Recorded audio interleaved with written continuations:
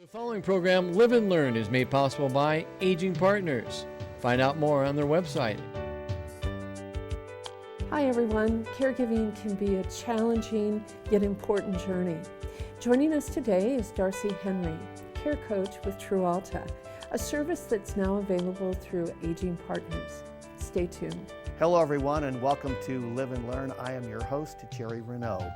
It is almost fall, and that means fitness classes from Aging Partners. Here to talk about it today is Karen O'Hara. She is the Aging Partners Health and Fitness Coordinator. Great stuff, don't go away.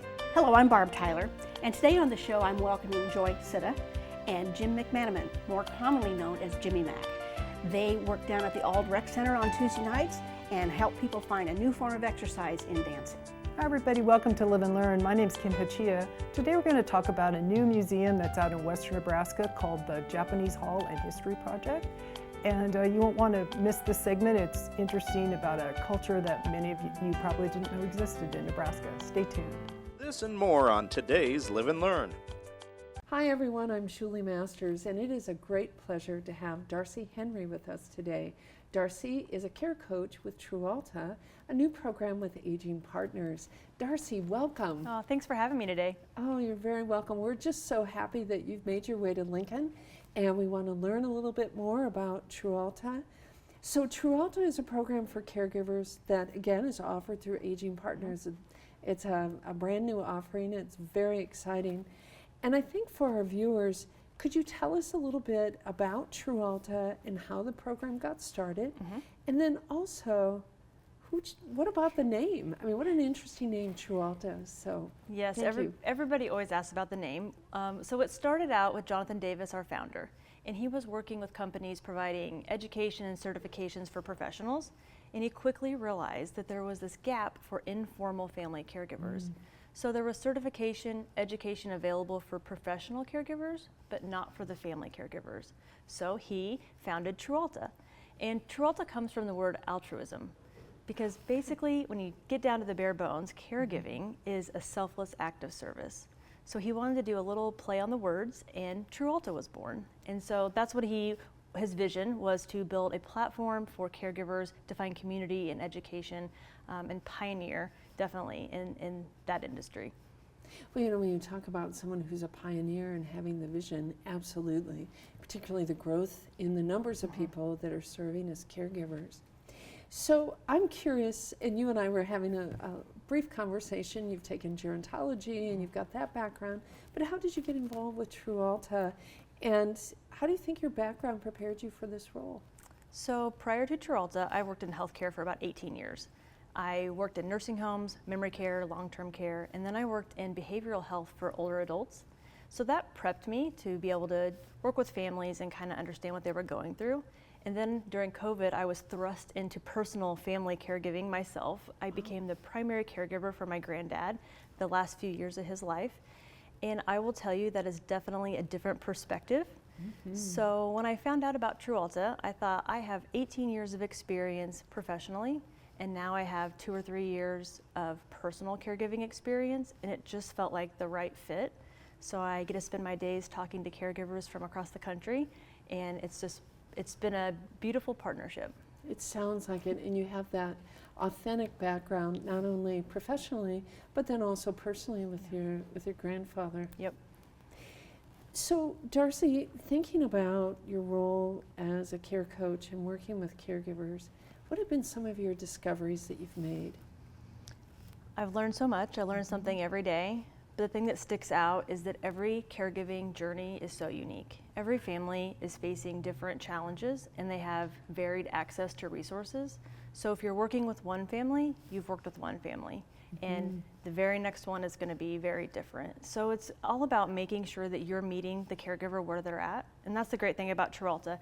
It's meeting the caregivers where they're at in their journey. Whether they're new at caregiving or they've been caregiving for a while, we have something for everybody. You know, and I think it was so important how you said that if you've met one caregiving family, you've met one caregiving family. So you offer support groups for caregivers, and are they specific to a particular condition, or But tell us about the support groups. Okay, so we have a robust offering of support groups, and they're all facilitated by care professionals. We have some that are specific to a condition, like people caring for someone living with dementia or someone recovering from a stroke. But we also have support groups for people caring for parents, caring for spouses, sandwich caregivers. Along with that, sometimes the caregiving topic is not necessarily a condition, but maybe just something that's heavy on the hearts of caregivers, like acceptance, grief, gratitude. So we try to have a variety of offerings. That way there's something for everybody. Well, and it sounds like too, when you talked about sandwich caregiving, that caregiving can include also children. It's not just limited to aging adults. Absolutely. Our platform covers aging, developmental disabilities, and even grandparents raising grandchildren. What a powerful suite of, or menu, if you will, Yes. of offerings. So, just talking about the different caregiving support groups, tell us, what are some of the unique features of TruAlta, some of the things that our viewers might find interesting but also helpful to know? Okay. I think the most unique thing about TruAlta is that it's tech-enabled, but it also has the human component. So we have a tech-enabled solution, a website where people can self-learn, they can navigate, it's intuitive, and then also we have the human connection. We have care coaches, care educators, where people can really connect with a human. So we know that Aging Partners has decided to partner, to Yeah. use that word again, but in a little different way, Yeah. has decided to partner with TruAlta. So how can caregivers sign up for the program? And then is this only limited to people living in the Aging Partners service area? Okay, so Aging Partners and TruAlta have a partnership. So there's actually an agingpartners.trualta.com portal. So it's Okay. agingpartners.trualta.com. You can just go to that homepage, click sign up, enter your email, and you can be registered for free. So that's my next question is there a cost to caregivers? There's never a cost to caregivers.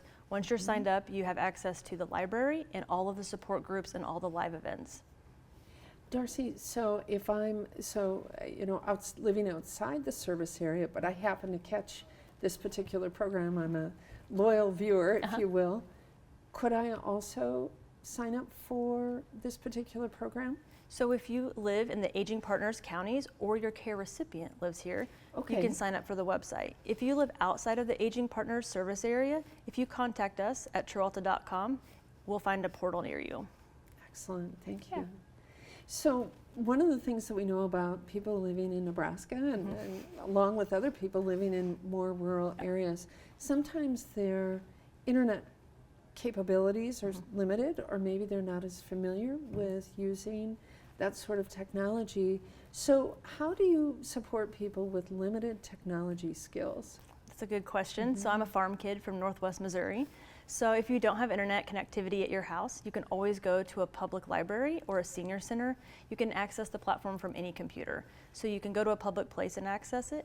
If you don't have access in those public places, you can always reach out to Aging Partners, and the case managers there will be happy to print the items for you. Excellent, excellent.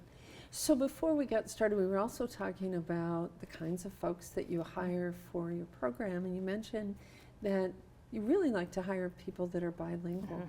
So it sounds like you also support people with limited English skills? Absolutely. So the entire platform can toggle between English and Spanish. So once you log on at the top, you'll see a little button and you can pick your set your language to English or Spanish. And so we want to make sure that we're serving as many families as possible. And so serving caregivers who are bilingual, but also the people maybe that are receiving the care? Yes, absolutely. Okay, excellent. So Darcy, I'm just thinking about your career and how interesting it's been, and having a background not only in terms of long-term care, but also professionally and then personally. How has that changed your attitude about the role of caregivers? Well, I worked with caregivers, families for like 18 years professionally, and I thought that I knew a lot. But when I was thrust into caregiving personally, I realized I knew about the tip of the iceberg. So being able to see it from both sides, I think, is really important. The challenges that caregivers face, a lot of people never see because caregivers are good about taking care of things, but then not expressing them or self-reporting or self-identifying. So it's really important, I think, for us to be able to identify who's a caregiver and then provide resources, even if they don't know that they need them yet. Wow, that's so beautifully said. So Darcy, as we come to the end of this interview, and actually I could spend all day visiting with you because TruAlta sounds like such an important solution for caregivers. So a question I ask all the guests, what gives you hope, and particularly hope for caregivers? Oh, I could say a lot of things. I think what gives me hope is that now I see the traction that supporting caregivers is getting with our legislators, with healthcare systems. We know that there's 53 million caregivers in America, and that number is on the rise. So I think now we're finally seeing that they deserve this education and support. So TruAlta is here, and we're here at Aging Partners to make sure that they are getting that. Well, Darcy, thank you so much for taking time to be part of the Live and Learn program and to tell us about TruAlta, to make your way to Nebraska. And we hope the next time you make a visit, the weather is a little more cooperative, but again, we're just like caregiving, every day is different. Yes. So we're very grateful to you for making the visit. Thank you. Thanks for having me. You're very welcome. And to our viewers, remember, it's never too late to live and learn. My kid has been asking for this hot new gaming thing, and I was like, okay, he had a birthday coming up anyway. So I finally find the video game online, in stock. Thing is, it was from this shoddy website full of typos. That's when I remembered a tip I got from the AARP Fraud Watch Network. Bogus website, this is a shopping scam. Got us matching t-shirts instead. Recognize fraud sooner, He loves his. so your money lives longer. The younger you are, the more you need AARP.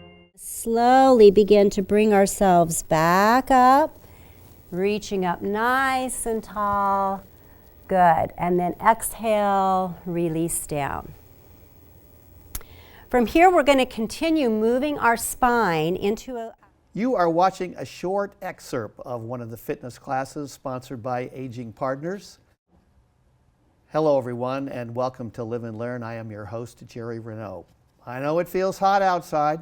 I know it doesn't feel like it's fall, but before you know it, we're going to be knee-deep in Nebraska football and Nebraska volleyball, and cooler weather is certainly going to follow. And the fall means it is time to get those fitness classes cranked up again.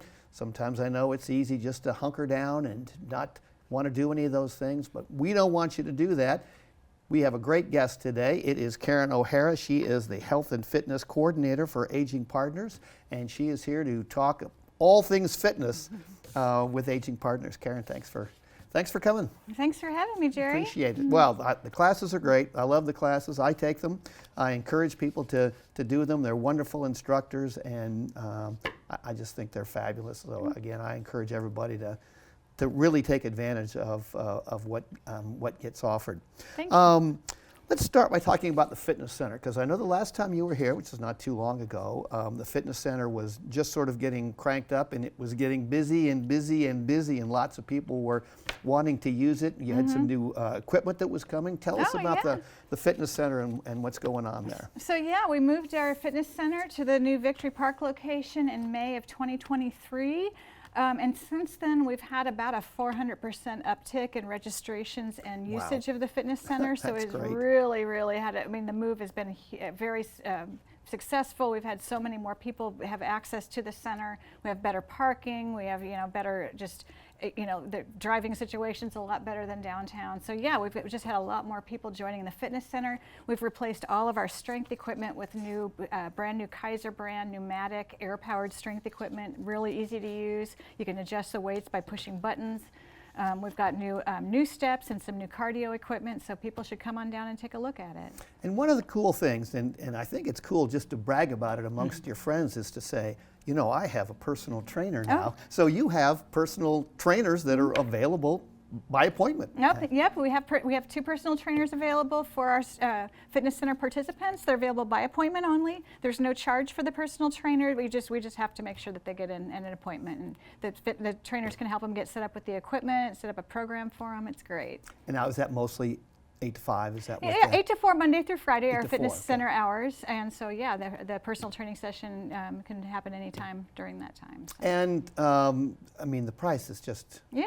incredible, right? Yeah, to use our fitness center, we just asked for a $10 a month suggested contribution for people over the age of 60 and over. If the people are under the age of 60, it's a $15 required fee per month. Yeah, that's about as inexpensive as it gets. Yeah. Okay, so let's talk about some of the classes in the fall. And the first one I want to talk about, because I think everywhere I read, and I read way too much about trying to get in shape and fitness and those kinds of things, but it is sort of this lost area which is strength training. And it doesn't mean going in and pumping iron and heavy weights and all of that stuff, but strength training is truly critical as we get a little older. Oh, absolutely. We emphasize strength training really strongly in our program because it is evidence-based for fall prevention, having stronger muscles. I mean, we have like 32,000 people a year are going to die from falls every single year. Wow. Strength training is one of the most important things you can do to prevent that, and it helps with bone density. It helps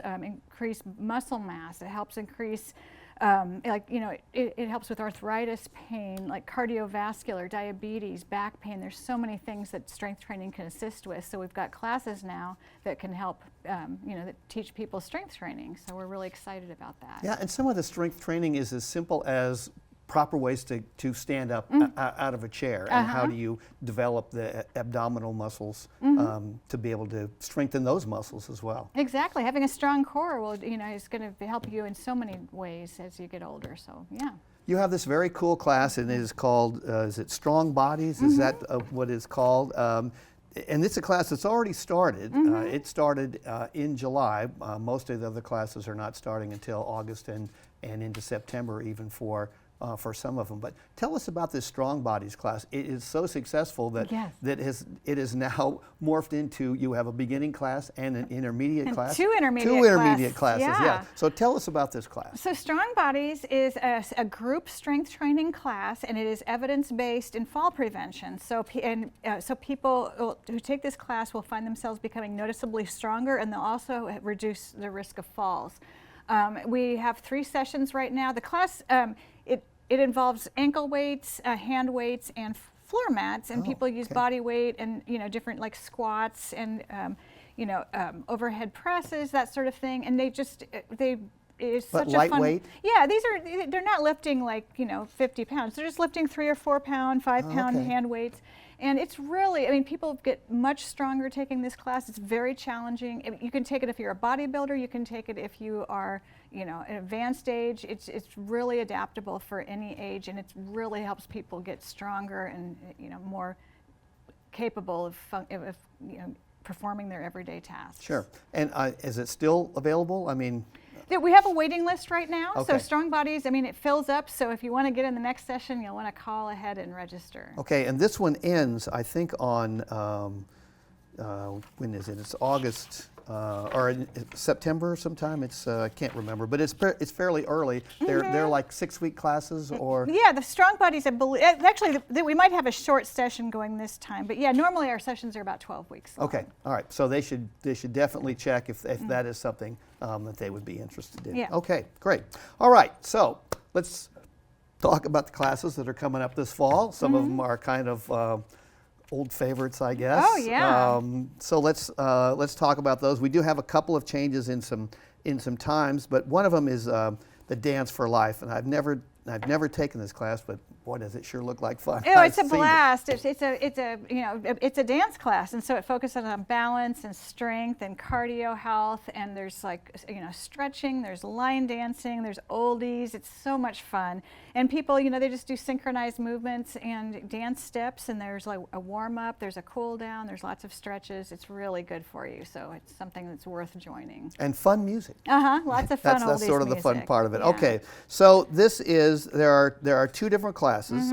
One of them is at Auld Pavilion, which is on Memorial Drive, and that's on Wednesdays from 10 to 11 a.m. And it starts September 18th and it goes all the way through December 4th. And the other one is the American Lutheran Church. It's a great facility. There's a couple of other classes that are there. Mondays, 1:30 to 2:30. September 9th through December 23rd. And there's a couple of times I think there's no classes because of Thanksgiving or some holidays, but the instructors are real good about telling you when that's not happening. They'll keep you informed. So, Okay, very good. All right. My favorite is the one that I have taken the most of, which is Qigong, Refresh and Recharge. It's sort of an interesting meditative practice. Sometimes people get freaked out by the name, but it's a really great class. Yeah, the name confuses people, but basically it's an ancient martial art that's been slowed down. And so it's a very meditative practice. We also offer Tai Chi. Qigong is kind of like Tai Chi without so many rules. So it's very free form, it's very loose, and it's just slow, gentle movements. It focuses on balance and strength and mobility, flexibility. It helps with your energy. Just a great class and very relaxing, and it doesn't feel like exercise because it's so, it's just very, slow, deliberate movements. It is, but there are some of them that when you're done, people call them, they say, well, those are triple heaters because you do get warm doing these things. It's the one thing that I think is great about it is, the Tai Chi is you have specific things you have to do in one after another after another. Qigong is not like that, and the instructors are great about taking you through it, even if you show up and everybody else has been in the class and you're new to it, they will take you through it nice and slow to show you how to do those things. Yeah, it's a great class. People really enjoy it. Yeah, and we do have just a small change. People really should be aware of this. One of the sessions is at the American Lutheran Church on Vine Street. It is 9:30 to 10:30. It was at 10 to 11 for the longest time. I had a tough time making it by 10. Now I have to be there by 9:30, so I will see what I can do on that. So that is a new time. And then it is at the Auld Pavilion on Thursdays from 1:30 to 2:30. And that one is, the first one was September 10th through November 26th. And the second one, September 12th through December 5th, and no class over the Thanksgiving break. So great class, really encourage that one. Another one of the really great classes offered throughout the year is chair yoga. So it's a wonderful class. It is not, people might go, well, sitting in a chair, you can't get much exercise there. Yeah. And I would say you're wrong. Yeah, you're not really. Because you can. Yeah, it's not all sitting in a chair. It's using it's a yoga class that uses a chair as kind of like a prop, and so it's like you can stand up holding onto the chair for different poses. And so there's there's some seated exercises, there's standing exercises. It's good for all ability levels.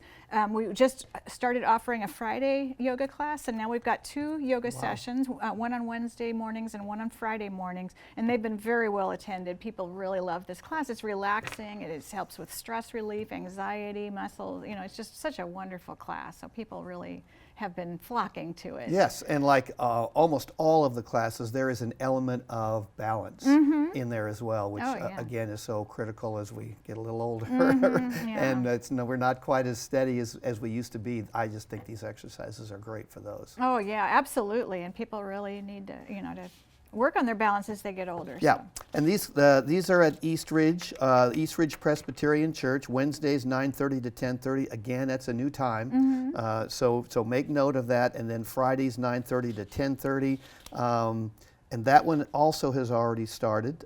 Both of those classes have already started, and they go into October, and I assume there'll be another session after that. And then we talked a little bit about the Tai Chi, but this is a really interesting one. Tai Chi for arthritis and fall prevention. I just think that's, again, so critical. Yes, so we used to offer a different form of Tai Chi. This is one that we've been offering for a little over a year now, and it is evidence-based in both fall prevention and arthritis relief. And so people who practice Tai Chi for arthritis and fall prevention will find that it'll ease their arthritis pain as well as help prevent falls. Again, it doesn't feel like exercise because you're just memorizing very specific moves and doing very specific routines, and it's just every move builds on the previous one. It's extremely relaxing. It's very it requires a lot of focus and calm and just slowed down and quiet movements, and so it's just very, very nice to have just this very slow motion exercise routine that really does a lot of good. Yeah, I like the Tai Chi a lot. Again, it's at East Ridge on Tuesdays and Thursdays. It is already underway. No, it hasn't. Sorry, take that back. Starts on August 20th through November 7th. There is a sort of a beginning class on Tuesdays and Thursdays for people who are just starting in this, and then there is it's called Tai Chi Level 2. Level 2 for people who've taken and fall prevention, and that is Monday and Wednesdays, September 9th through December 2nd. So again, great classes. I can't find the word, but there is a suggested price. Yes, to take for these all classes. of our fitness classes, there is a $4 per week. So for Tai Chi, it's offered twice a week, so $2 per individual class. Or if you're just going to a Dance for Life class, it's $4 per individual class. Perfect. Again, it's worth every bit of it. We're going to run out of time, no surprise to us, but we do want to mention just a couple of quick things. The Aging Partners Comprehensive Foot Care Clinics, there are several satellite locations for Aging Partners around the area. They all have foot prevention clinics. Almost all of them are by appointment, are they not? They're all by appointments, and they're all done by licensed nurses.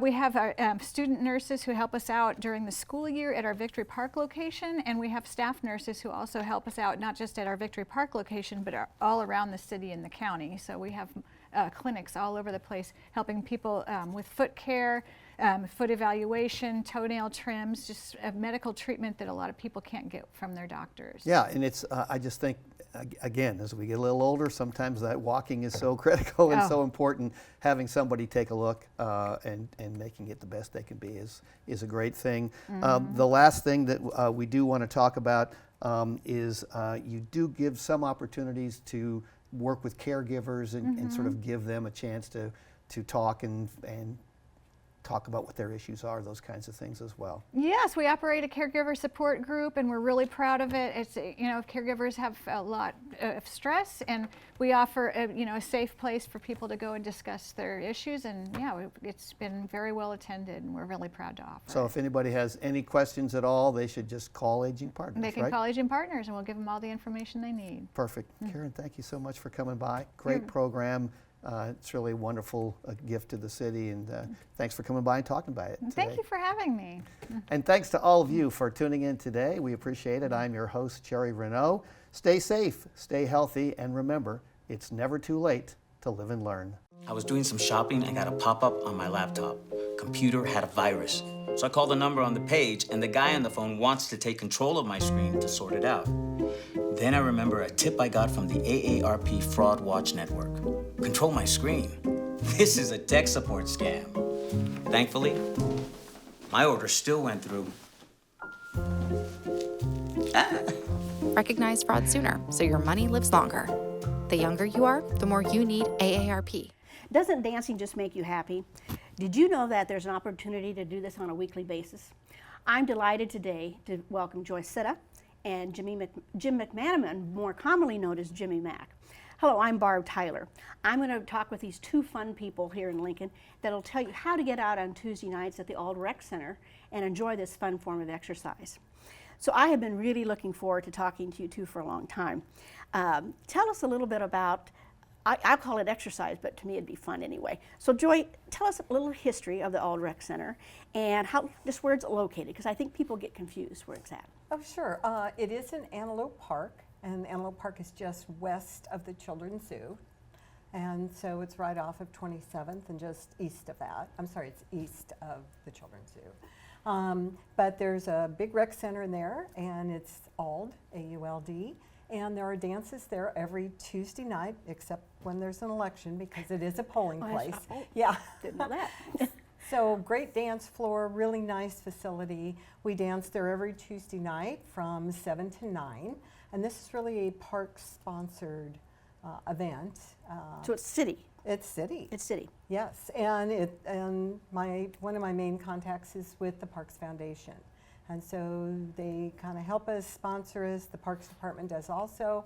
I haven't been doing this very long, maybe 3 years, because I started dancing there maybe 8 years ago, taking dance lessons, and my instructor said, go there, you've got to keep dancing. You can't just stop. And after a while, they've called me and said, hey, our folks who used to kind of organize this have gone, and will you take this over for us? Having done lots of events for the city and worked with the Parks Department for a long time, I said, sure. So my husband and I kind of coordinate this, make sure the tables and chairs are up, make sure the facility's open and ready to go, the snacks are out, and the Parks Department actually sets up the entertainment. How is this funded? Is it city funded or is it self-supportive? What would be the rental on there, because it's a Parks owned building, we don't pay the rental, but we do, it's $5 a person. A person, okay. To dance for the 2 hours, and that money goes towards the entertainment. Okay, okay. So Jimmy, you're the one that I've known for 32 years. I've known I'll say I've known Joy for a while, but I've known you a little long, or of you maybe I should say. Tell us a little bit about yourself, how you got started in this, and how do you like performing at these dances? Well, first of all, thank you for having us. Sure. We really appreciate the opportunity. Sure. I started out many, many years ago, pre-high school, playing in little garage bands, and kind of, the music had already got a hold of me. My dad was a bartender, and they had a jukebox. I would down and help him on Saturdays, and my ear Here in Lincoln? Here in Lincoln, Little Bohemia. Oh, yes, we all know that. And my ear would be pressed to that jukebox, and I would listen to these songs, and Mom and Dad always supported me. Always, when I finally decided I was going to, they wanted to make sure I was going to do this for real. And then when they were pretty sure, they went out and they spent a lot of money on the Fender guitars and the amplifiers and the sound systems and the things that we needed as a band. And from there on, people just have supported me and the efforts and the bands that I was in. And when Joy and her friends approached me, I was at the Playmore at the time, and they said, would you consider coming over to the Alt Center and doing our dances? And we got started, and that was in 2018. Well, that's so that was recently for about 2 years, along with the Skylarks and Leo Lonnie. We performed out there. I've heard. Yeah, and we do that every Tuesday night, and then COVID hit, and they quit it for about 2 years. And so we've been just getting started again over another year and a half now. We've been doing this and trying to build it back up. In that time, a lot of people have changed their habits and stuff like that, but I personally, I try to play all the types of music that the people want. If there's a holiday or something like that, we've got friends that bring big balloons with the seasonal themes to them. So you probably have your regulars that come. Oh yeah. Oh yeah. Do you have a favorite type of music that you like to play? I'm kind of a balladeer. I kind of like the love songs and things like that. If you go on YouTube and there's a gal that came out to Playmore. She took a bunch of, and there's one that's had close to 3,000 hits. It's a song by Mel Carter back from the early 60s. It's called Hold Me, Thrill Me, Kiss Me. If you'll put Jimmy Mack Sings, Hold Me, Thrill Me, Kiss Me, it comes up and you get a little idea of what I'm doing. And that's the kind of song I like. But the main thing I love is pleasing people. I'm not locked into a certain thing. I don't feel like I'm, prostituting myself singing something I don't love, because I love it all. And my mission is to make people forget their problems. So when I problems. saw you years ago, you were kind of a one-man act. Do you still play with bands, or is your career now a solo type thing? I've been a solo since 1985, but I still sit in with many people. Okay. There's a friend of mine named Kevin Ray. Him and his brothers were the Ray brothers. We've started a band called Kevin Ray and the Ray Guns, but over the period of time, Kevin taught me a lot on the guitar and stuff. Local boy, we grew up. He's a year younger than I am, and through the efforts of different bands and stuff like that, he plays in different bands, and he has me come in and sit in once in a while. So I do come in and bring my guitar and sit in and play like that, but most of the time, people know me as a singer more than anything. Well, Jim, you said you were a local boy, so growing up, did you have any certain influences? I know you do a little bit of all the music, but any certain influences more than others? Yes, I did. I had many. Early on, at 9 years old, a neighbor boy of mine, Kevin Ray, I mentioned him earlier, he came up and he started singing and playing it. My jaw just dropped. I couldn't believe it. And he taught me a lot of the first chords I ever played on the guitar. Moving on through that, I went through everybody like Elvis and Tom Jones and Kenny Rogers and Engelbert Humperdinck and people like that I love their voices. Andy Williams. I mean, these are great voices I grew up with, and it was big, put the bar pretty high. And I was gifted with a pretty good range and a God-given, talent that I worked hard to maintain it and develop it. And so, everybody I hear influences me one way or the other because I just love everything. Do you play anything else besides guitar? I play keyboards. Bass guitar was my main instrument on the road with the bands and stuff. I've had to play drums a couple of times when somebody got sick. So it just out of necessity, One-man band. Yeah, I've tried to do it all, but I love pleasing the people. Is there a place that you want to perform yet that you have not yet performed? I know you've been local, but have you gone out into nationally? I've been all over the world. Okay. I've played probably in almost every state except Hawaii and Alaska. You got to hit that one. Yeah, I'd love to. But I've been overseas for the Department of Defense. We spent 6 months in the Mediterranean, Spain and Greece, Turkey, Greece, Crete. I mean, all over the Mediterranean. And really, what an eye-opener that was. So my music has taken me all over the world. One of the nice things about Jimmy playing for us is that he plays all the different types of music. So people can come out, they can request. He plays everything, swing, ballroom, all the line country, dances. All the line dances. They love that now. Waltzes. Where do you like to dance to? Because I know you're the dancer out there. Well, I do a lot of line dancing with my friends, and there's quite a few people that come out and do that. But lots of different waltzes go on. We dance Latin. Do they offer classes out there, like on Tuesday?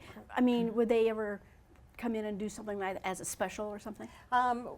We have dance instructors who are there, who are dancing with us. Okay. And they'll help people if they need something. And most of us that know the line dances will have people get next to us or in between us, between the lines, and we'll call out the steps for them so that they can pick them up. I know Jimmy does perform other places. What other performers play it on Tuesday nights? Are there others? Leolani and Skylark. So those three performers go through the month, each month, and come out and play. That's great. And so we also have him as a second type of entertainer. We do a First Friday dance out there, and that's the one that used to be at Playmore. And so this is Friday, so really First Friday only. Okay. First Friday, yeah, just the first Friday of the month, and that's the one Playmore used to do, and so we moved that from Playmore out to us. Is that a special kind of music then for Friday? Same everything. Okay. It's an extra hour. We do 3 hours. 3 hours. Okay. Instead of 2. And it's the same price? No, it's $10, but there's pretty much a full buffet dinner that goes with that one. Do you have to make reservations then for that? Nope. And you cook all that? I cook some of it. Everybody brings something. Okay, so it's kind of a potluck. Yes, it's a potluck. Everybody brings salads or desserts or whatever they like. Wow. So they hit that line. They hit that line and they fill up on their right food. away. And I'm playing a little dinner music in the background for a few people. But about a half hour into it, about 7, we start at 7:30. Bang, we hit something like the Cupid Shuffle, and man, the place is, and they go crazy. And we can get 60 to 70 people out there for the Friday night. Okay. Yep. So they come in maybe at 6 o'clock to start setting up for dinner? Well, to eat first and then? we're there at 6. We're at 6. The early bird special. Yeah. Right. Well, no, we set up, but we open doors at 7. Okay. And I suppose you get a bigger crowd then on Friday night. Yes. Then, so that's good. So tell people how to get into, you can see it off normal, I know to see it. How do they get in there to park? Where's the parking for Old? It has 2 parking lots, but it's best if you use the south side. South side, which is right. So the playground's on the north, Drive. so you come in Memorial Drive and drive around, and on the south side is a huge parking lot. Is there a website that if it's something would come up that you couldn't do it that night? Is there something, do they check the website to see if it's ever canceled or something like that? We do have a listing. This is the schedule, and right now the only place they can get it is if they come to the dance. So we're trying to get those out a little bit more so people, because it's usually a 3-month in advance. And I think they're putting it on the Jimmy Mack fan board. Yeah, we've got good. Rita Anderson and her son Bill have started a Jimmy Mack fan page on Facebook. Okay. And they put that on there and not anything else that. And on Tuesday nights, I do have a call list that we've had for years and years that we've acquired from folks. And so if something cancels, if there's a blizzard, if there's a problem, we have a call tree. And so we start that going and we Plus call. an email. Plus an email. Yeah, we list. call a lot of people. So is there like a website? I mean, we could probably put that up on the There's a Jimmy Mack fan page on Facebook that. But we'll put that. But okay. I don't think Parks and Recreation has a web page. But yet. Jimmy Mack is M-A-C-K too, so they can look that up because that's always good to know. You know, people can Yeah. look that up and learn more. And there's a couple numbers there they can call for us, and Joey's got her number if they need. So what else should I ask you about this at all? We'll kind of wrap this up, but what else can I ask you and let people know about? Lots of great friends. Do they dress up? Sometimes, yes. Okay. People are dressed up, maybe for the holidays, maybe for an event. Well, I think in a month here we're going to have 3 birthdays there at the same time. So. Joey and Bob celebrated their 52nd wedding anniversary a couple of months ago, and Elvis showed up too. And Elvis was there. Yeah. I want to be Elvis. So. But I'm doing the New Year's Eve show with Bill Krastel, who is probably the greatest Elvis impersonator and tribute artist that I know of. He's around here a lot. He is, and people love him. And, they do. I'm honored that he asked me 2 years in a row now to be with him at New Year's Eve. We're at the First Avenue. Do you have a persona that you ever do you ever do the Elvis or? Oh yeah, I used to do it. I used to do all that. Used to or still not? I only do it on special occasions now. For us. Okay. My hair is too short, and I wear a wig now and the outfit. I got Rita's made me a kind of a beaded thing. It's pretty neat, and a belt, and I have a lot of fun with that. But we don't do it too often. But you know, you never know what's going to happen. It's just we kind of play the crowd, and we just kind of try to surprise them once in a while. And you get a full crowd, I imagine. Yeah, well, and they loved it. People just loved the Elvis. The people that we section. have there, of course, there's no smoking or drinking. I've never heard one cuss word from anybody out there or argument of any kind. They're good. just good. Down So no home. bouncers needed. No bouncers needed, Okay. and if we need one, here she is. There she is. Well, I want to thank you both for stopping by today because I was really looking forward to this because it's part of my early history in Lincoln. So I've known Joy for a while. I've known of you for a while, so I really appreciate it. Well, so, thank you so for having much. us. So, We really appreciate it. so I'm glad you've all stopped by today, and I hope you took away a little bit of knowledge about the Auld Rec Center and these dances. Please tune in again to Live and Learn, and remember, it's never too late to live and learn. So, I'm playing with the dog, and I get this robocall from the Social Security Administration saying my card had been suspended and I had to call them back immediately. And that's when I remembered a tip from the AARP Fraud Watch Network. Random robocall? This is a Social Security scam. Recognize fraud sooner, Robots. so your money lives longer. The younger you are, the more you need AARP. Hi everybody, welcome to Live and Learn. My name's Kim Hachia. I really want to thank our friends at Aging Partners and LNK-TV for producing the show today. It's really a pleasure to work with such a professional group of people. I really enjoy it.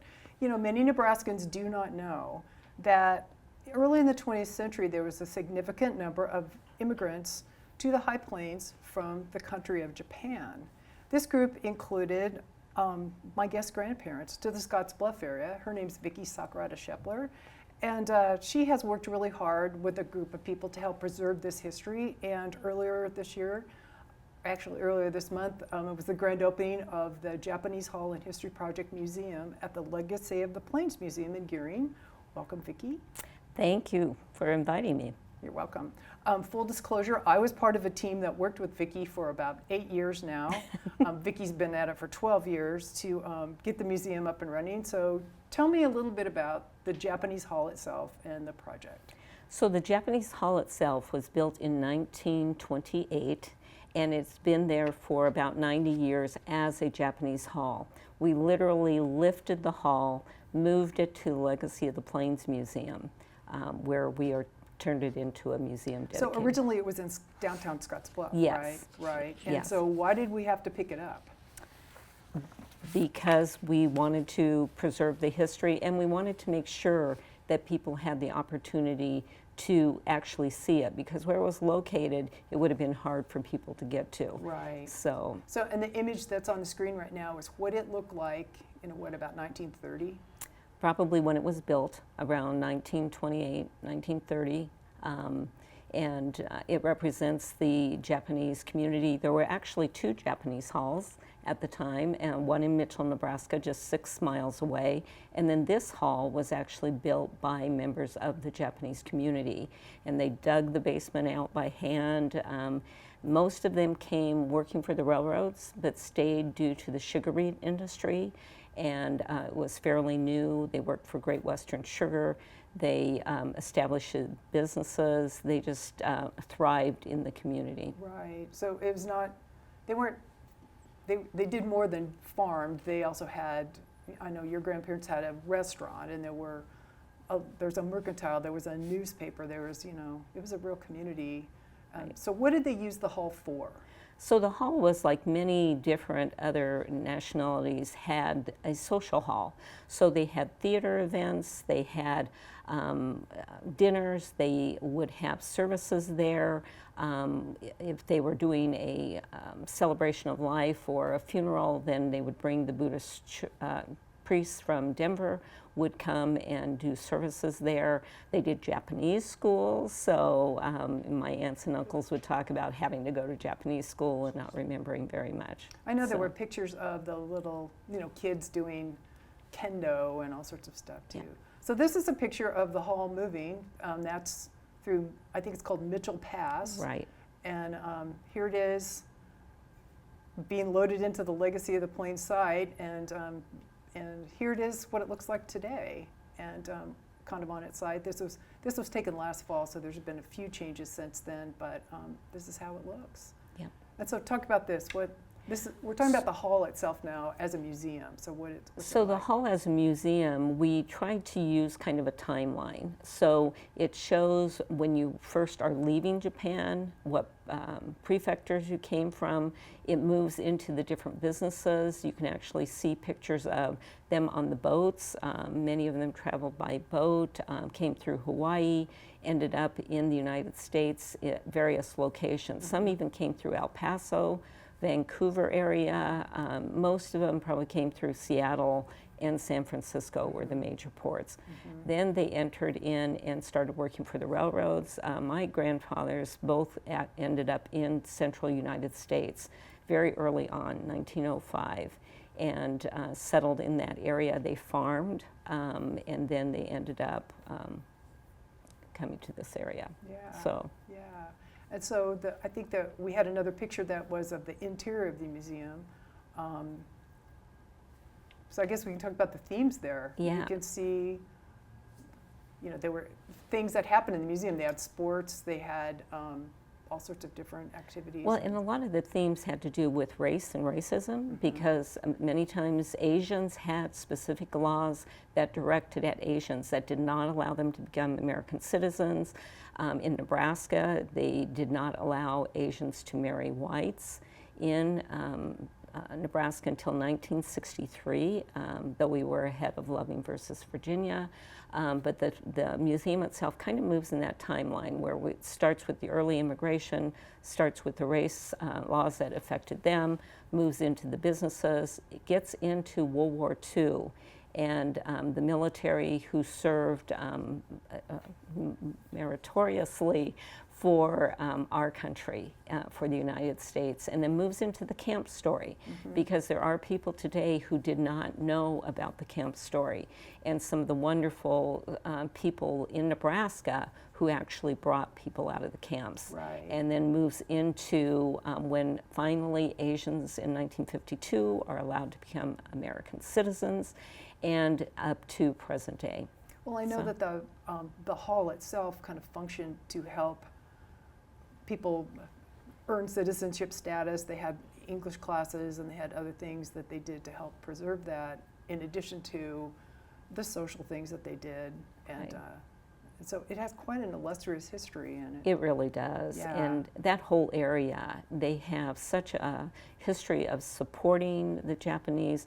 But what I love is the fact that we've gathered stories from throughout the state that tell about people who provided support to the Japanese. Right. So, like the story about Father Flanagan from Boys Town, helping people get out of the incarceration camps, several hundred people, and the University of Nebraska is supporting several hundred or so people to come out of the camp and come And to the Nebraska university. Wesleyan. And Nebraska Wesleyan. and Nebraska Union College Wesleyan, Union College, Scottsbluff Junior College all allow people, which was quite controversial at the time, Yeah. to bring people out of camp and have Yeah. them attend schools. Yeah, So, which is, it's just amazing to me.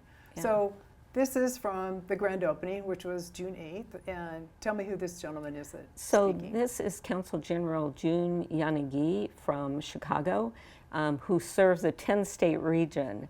But we've had several of the council generals from that region who have been following us, and we're so excited for us to open this museum and to show the immigrant history that we have in Nebraska. So this is the breaking of a ceremonial sake barrel to celebrate. It's kind of our take on a ribbon cutting, but it became the breaking of a sake barrel, and it represents 5 different generations that were from this area, originally representing also North Platte, Omaha, Cheyenne, Denver, just many of the families that were involved. And then we did a traditional ribbon cutting just to have the fun of having the Council General and the governor involved in cutting the ribbon. Yeah, So- that was fun. And that's the door. This plaque, it really is the dedication plaque, and it really does talk about the people that were involved with the hall from the original and.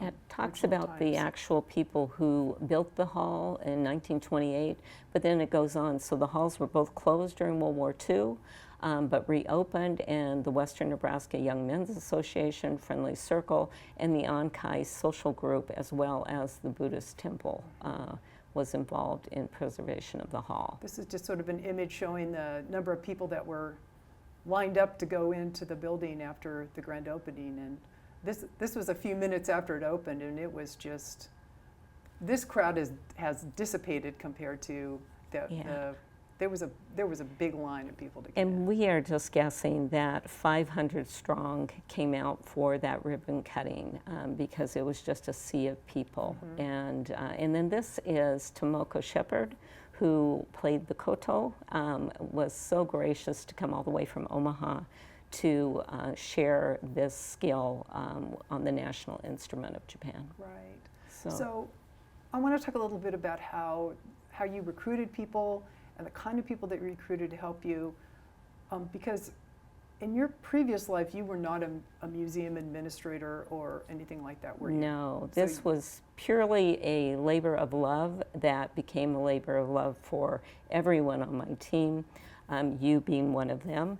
We formed what I called the Japanese Hall Advisory Council. Many people, even if they weren't Japanese, had a skill that they brought to me to help with fundraising, to help with marketing, your editing skills, and just ideas, because half of developing a museum is making sure that you're covering all the bases, that your advisory council represents people statewide, and that you have people involved in the local community, which I always had to laugh because they were a little shyer than my Eastern team that really had some wonderful ideas. And then those pieces of history, though, that they brought, because every connection you make would bring a different take on things, whether it be Sharon Ishii Jordan, who her family, part of the family came from camp, but yet she had the history of Omaha. And for Father Flanagan, and working with Boys Town, and working with History Nebraska, that shared history, and then just making all of these connections with these different universities. So Nebraska Wesleyan, I kept trying to chase that story, found somebody who worked at Nebraska Wesleyan who found my little bit that I could verify that yes, in fact, Wesleyan did take 20 students per year. Well, and there's also, people from UNK were involved, so it's kind of a whole statewide. Oh, it was a statewide. Yeah. Not only the locals in the Scottsbluff-Gering area, Sydney. That was a friend of mine from Sydney who said, Vicki, there were all these Japanese students in Sydney, Nebraska, and so we chased that story. Right. It's just, and every time you opened this, heard a little opening, it became like like a Pandora's box of really cool things and Yes. stuff. So Yeah. it's at Legacy of the Plains Museum, Right. which is on the sort of just the foot of Scottsbluff National Monument. Right. And so I guess personally, I just think people should go check it out, check out their website, and go out to the museum. And learn about Nebraska history in the western area, because that's where Chimney Rock is. Scottsbluff National Monument is there. But the Legacy of the Plains truly tells a wonderful story of the western migration and the farming communities Yeah. there, and Yeah. has some wonderful Yeah. pieces. It's an impressive little museum. It It's not is. little, it's an impressive museum. It's a big museum. Yeah, it's kind And of fun. So, and catch some Asian history. Yeah. So Yeah. anyway. So Vicki, we're out of time. Okay. Which I'm sorry to say, because I know that you and I could talk about this for hours, and we have indeed talked about it for hours Okay. over the course of the last 8 years. But That's I really, right. I thank you very much, and I want to remind our viewers it's never too late to live and learn.